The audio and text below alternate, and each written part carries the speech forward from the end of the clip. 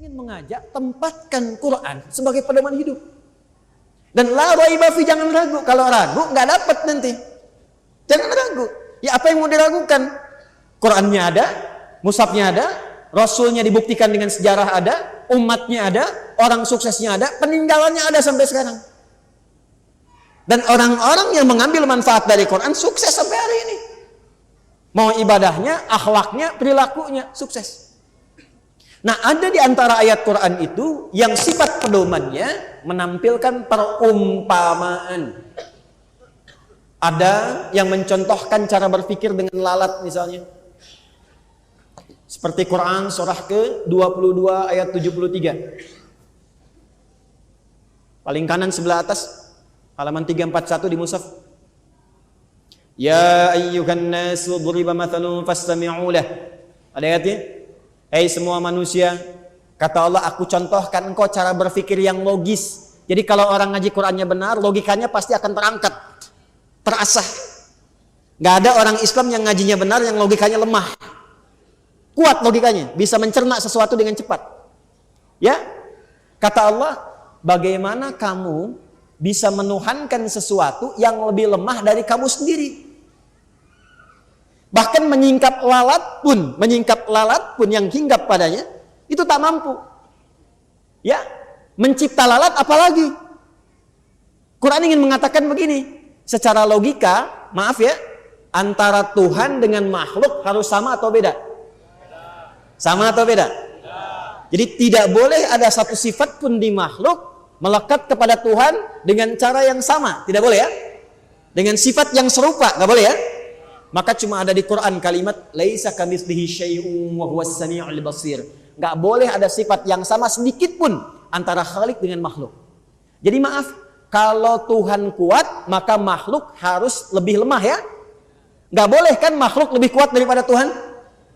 Halo? Harus beda ya? Baik. Kalau Tuhannya misalnya, maaf, kalau manusia berpasangan, maka Tuhan berpasangan tidak? Tidak. Kenapa? Karena harus beda. Kalau sama, berarti ada potensi makhluk bisa menjadi Tuhan. Jelas? Kalau manusia melahirkan, Tuhan boleh melahirkan? Kalau manusia dilahirkan, Tuhan boleh hasil kelahiran? Tidak, karena harus beda. Kalau sama, berarti ada potensi makhluk jadi Tuhan. Nah, di antara logika ayat ini, kalau manusianya itu punya kekuatan, maka Tuhan harus lebih kuat. Nggak boleh yang dipertuhankan lebih lemah dibandingkan makhluknya. Contohnya bagaimana? Kok bisa kata Allah? Ini di era Nabi ya. Jangan dibawa ke suasana sekarang ya. Saya contoh di era Nabi. Ada yang menyembah patung. Patungnya dibikin sendiri. Jadi yang bikin patung kok bisa menyembah yang dibikinnya? Bayang nggak? Ini kata Quran lebih nggak masuk akal lagi. Ini Anda bikin sesuatu, misal Anda bikin spidol, ini kan spidol bikinan Anda. Anda lebih kuat dibanding spidol. Diajak ngobrol nggak bisa, ada alat hinggap nggak bisa di apa bahasa Jepang itu gembah ya, gitu ya. Nggak bisa kemudian diusir, nggak bisa diajak bicara, nggak bisa mendatangkan maslahat sendiri, nggak bisa mendatangkan madarat sendiri. Kok bisa Anda yang bikin, Anda yang nyembah? Jadi oleh Quran kita diajak berpikir. Inilah perumpamaan salah satunya tentang lalat. Contoh lagi, tahu nyamuk? Halo, tahu nyamuk? Oeng oeng oeng oeng oeng oeng. Hup. Kumpul sedot, udah banyak darahnya disedot, apa yang terjadi? Mati. Kata Quran, ada orang itu yang seperti nyamuk hidupnya. Berangkat gelap, pulang gelap. Oeng oeng oeng oeng oeng, kerja lagi, kumpulin makan, mati. Ada yang begitu? Sholat nggak dikerjakan, ngaji nggak pernah, puasa nggak pernah, pokoknya kerja, berangkat gelap, kerja, capek makan, capek minum, pakai pakaian, mati. Ada yang begitu? Maka turunlah perumpamaan tentang nyamuk. Jangan seperti nyamuk yang hidupnya hanya menyedot darah, ditampilkan. Cari untuk kenyang saja, setelah itu mati, nggak punya persiapan bekal selanjutnya. Anda manusia, Anda bukan hewan. Bedanya hewan dengan manusia, manusia punya akal sehingga dengan akalnya bisa merencanakan visi jangka panjang. Hewan tidak begitu. Halo, jelas? Tahu unta? Yang benar. Tahu unta? Kakinya berapa? 4. Berarti belum tahu unta. Tahu unta? Kakinya berapa? 4. Belum tahu unta. Terakhir, tahu unta? Kakinya berapa? Kok jadi 2? Berarti betul-betul nggak tahu unta. Terus saya tanya lagi, nggak ada kakinya gitu ya. Makanya kenapa ada perumpamaan tentang unta? Dan menariknya begini, ketika diminta meriset unta, kalimatnya ibil. Afala yanzuruna ilal ibili kaifa. Tapi untanya Nabi Saleh pakai naqah, naqatallahi wa suq, ya fakadzabuhu faqaruha. Tapi kalau menganalogikan unta masuk ke lubang jarum pakai jamal, hatta yalijal jamalu fi sammil khiyar. Kok bisa berbeda-beda namanya? Ternyata ibil itu unta umum, naqah unta betina, jamal unta jantan. Jadi kalau ada yang namanya jamal, artinya ganteng. Ingat, ada alifnya, jamal. Itu artinya ganteng, indah. Tapi kalau pendek, jamalun, unta jantan. Hati-hati kalau umrah ya. Misalnya Anda namanya Jamal, umrah ditulis di visanya pendek, jamalun. Itu begitu masuk imigrasi Saudi, ntar petugasnya bingung. Nah, jamal unta jantan. Kalau unta sudah mulai fokus membawa beban, ada beban di pundaknya, itu berubah namanya menjadi ba'ir. Apa namanya? Lihat sini. Unta secara umum ibil. Saya pernah ngaji tafsir dengan beberapa mahasiswa. Mereka ngaji dengan saya di Tripoli. Lalu saya ajak praktek tafsir tentang hewan ke kebun binatang. Ini sering saya kisahkan kisah ini. Ya, sebentar ya. Saya ajak kemarin anak-anak SD dari AIS ke kebun binatang di Bandung. Supaya riset juga. Coba yang di Tripoli, saya bagi kelompok berdasar hewan dalam Quran. Kelompok unta, konsultasi pada pawang, tanyakan. Ternyata menurut keterangan pawangnya, dan ini benar, unta ini kakinya bukan 4 tapi 2. Yang depan tangannya, yang belakang 2 kakinya.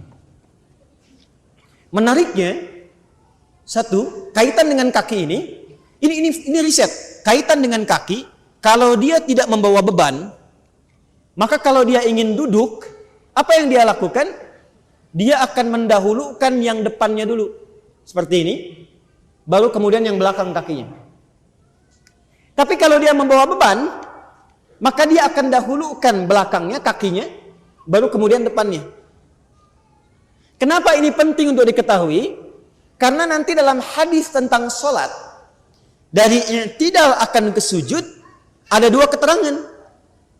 Masih ingat hadisnya? Yang hadis riwayat Wa'il bin Hujur terdapat dalam Sunan Abu Daud nomor hadis 838 paling kanan sebelah bawah di kitabnya. Nabi menyampaikan kama qala Rasulullah sallallahu alaihi wasallam idza sajadta fala tasjud kama yabrukul ibil. Kalau Anda ingin sujud, maka jangan sujud seperti duduknya unta. Faliyadha rukbatayhi qabla yadayhi. Maka dahulukan lututnya sebelum telapak tangannya. Kalau Anda baca hadis ini, maka yang didahulukan lutut, bukan telapak tangan. Tapi kalau Anda baca nomor hadis 840 dari sahabat Abu Hurairah di kitab yang sama, hadisnya berbunyi demikian, kama qala Rasulullah sallallahu alaihi wasallam, "Idza sajadta fala tasjud kama yabrukul ba'ir, falyadha yadayhi qabla rukbatayhi." Kalau Anda mau sujud, jangan sujud seperti duduknya unta. Problemnya terjemahan, sama-sama unta. Padahal lafaz hadisnya beda.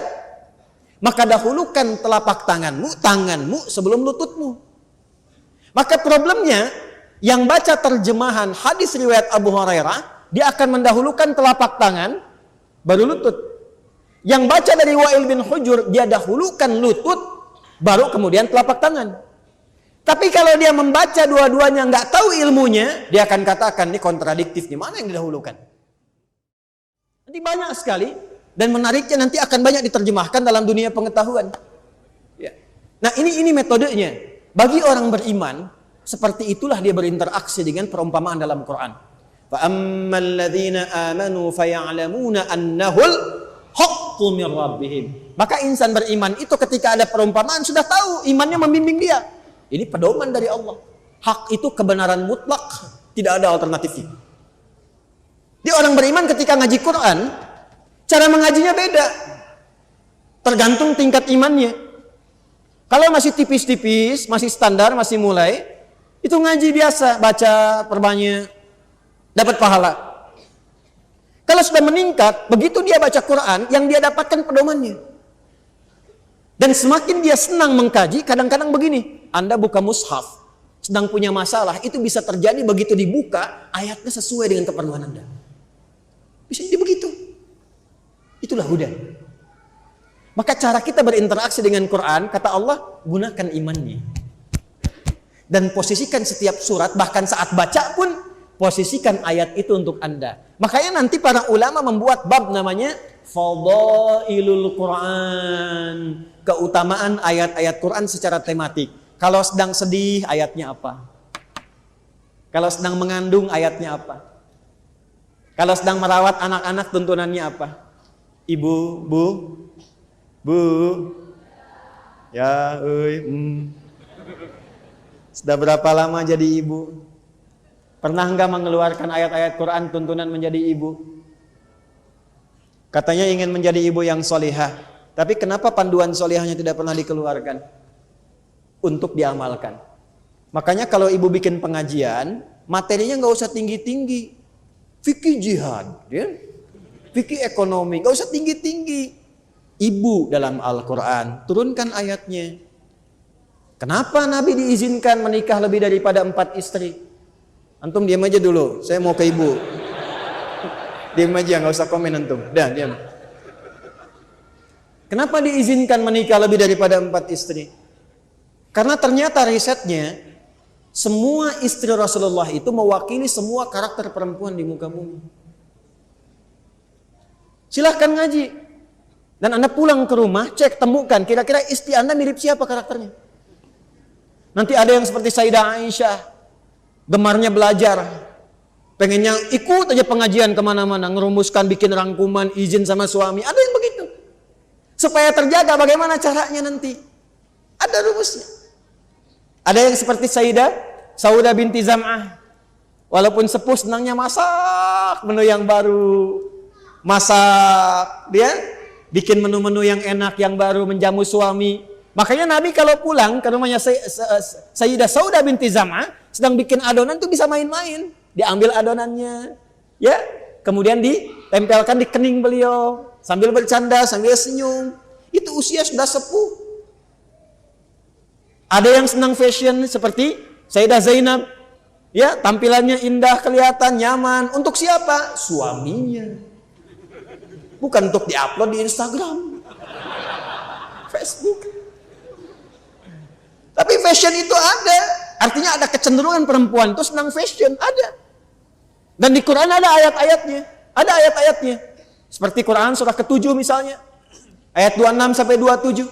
Ya bani Adam la yaftinannakumus syaitanu, ya, kama akhraja abawaykum minal jannah, sampai ke kalimat apa? Walibasu taqwa dzalika khair. Silahkan cari fashion yang bagus. Yuwari sawatikum warisha. Ya, qad anzalna 'alaikum libasa yuwari sawatikum warisha. Allah turunkan model-model fashion untuk menutup aurat, dan silahkan tampil dengan indah. Bukan dibuka, ditutup. Ya, ini bikin pameran pakaian malah dibuka. Ya, beda fitrahnya. Kalau hewan terbuka, kalau manusia tertutup. Makanya hewan gak senang ditutup. Pulang dari sini, Anda punya kucing, kasih baju tuh kucing, kasih piyama. Pasti gak akan betah karena fitrahnya dibuka. Tuh delman, kuda. Saya pernah lihat tuh kuda jalan-jalan gitu kan, keliling-keliling tuh. Dulu dekat gasibu, ada dekat ke kebun binatang. Saya belum pernah lihat kuda pakai celana. Dia senang aja keliling, kan, lihat orang senyum. Padahal terbuka. Manusia tidak, tertutup. Makanya kalau ingin berlomba menata busana, kalau ingin dibuka, jangan berlomba dengan binatang, nggak akan menang. tutup. Nah ini contohnya Bu, contohnya. Nah sebaliknya nanti di laki-laki melekat pada Nabi. Antum profesinya apa? Sebagai ayah ada, anak ada, bapak ada, kakek ada. Kemudian pemimpin ada, pedagang, pengusaha, Nabi melakukan itu. Koordinator, iya. Menggembala kambing, iya. Dari usaha yang paling sederhana sampai yang paling kompleks Nabi lakukan. Turunannya di mana? Hadis. Nah ada orang yang tidak memfungsikan imannya. Dia melihat Quran, dia sudah bacaan saja. Kadang-kadang mau baca-baca, mau tidak-tidak. Dan ada yang lebih parah. Dia tidak ingin mendapatkan Quran sebagai panduan, hanya memosisikan sebagai produk budaya semata. Maka semua yang dibaca di Quran gak dipahami sebagai panduan. Kadang-kadang hanya menjadi amunisi untuk berdebat saja. Nah itulah di ujungnya wa ma yudhillu bihi illal fasiqin. Tidak ada yang memosisikan Al-Quran kecuali hanya sebagai sumber-sumber perdebatan, sumber-sumber olokan.